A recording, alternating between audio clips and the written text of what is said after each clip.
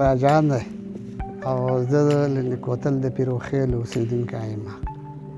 او موږ شپږ وروڼه یو که نه اووه وروڼه یو دا شپږ مازوره یو دا یو هغه دی راکې هغه دی بیمار دی راکې بس مخکې زموږ داسې وه چې یوه وسیله مغه نه پلار د مرګ نه پس روانه وه پلار دا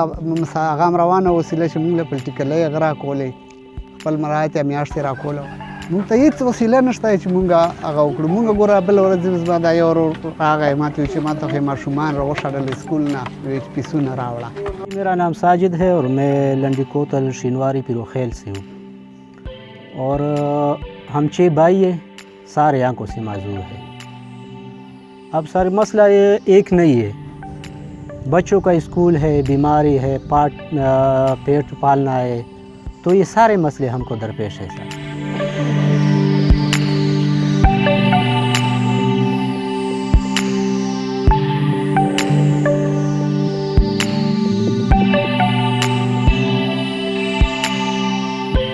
ما یو ملګری یو هغه راله رباب راکړه او د خپل ملګري سره به کېناستمه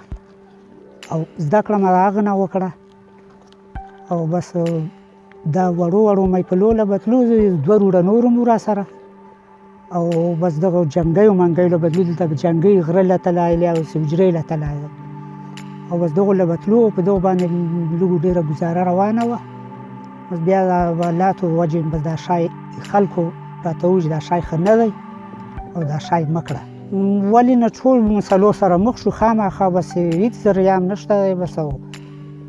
بچي مو هم واړه دي او بس اوس هېڅ ذریعه نشته دی چې اخر خیرات راکړی یې که نه بس ناست یو الله سره ته زه خو د ورور سره به تلمه او بس ما به ورسره منګی غږول او بس د حالاتو وجې چې کوم خلکو مونږ ملامته کوي چې تاسو دا کار مه کړئ تاسو له څوک خیرات هم نه ورکوي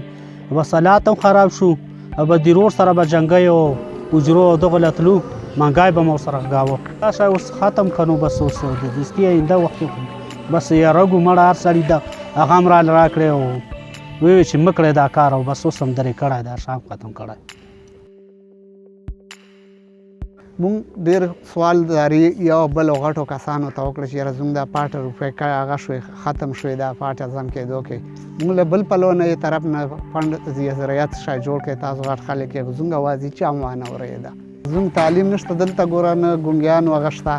چېرته یو سنټر یا اسکول یا څه شی نشته هېڅ هغه هم نشته دلته زموږ حکومت نه دا مطالبه ده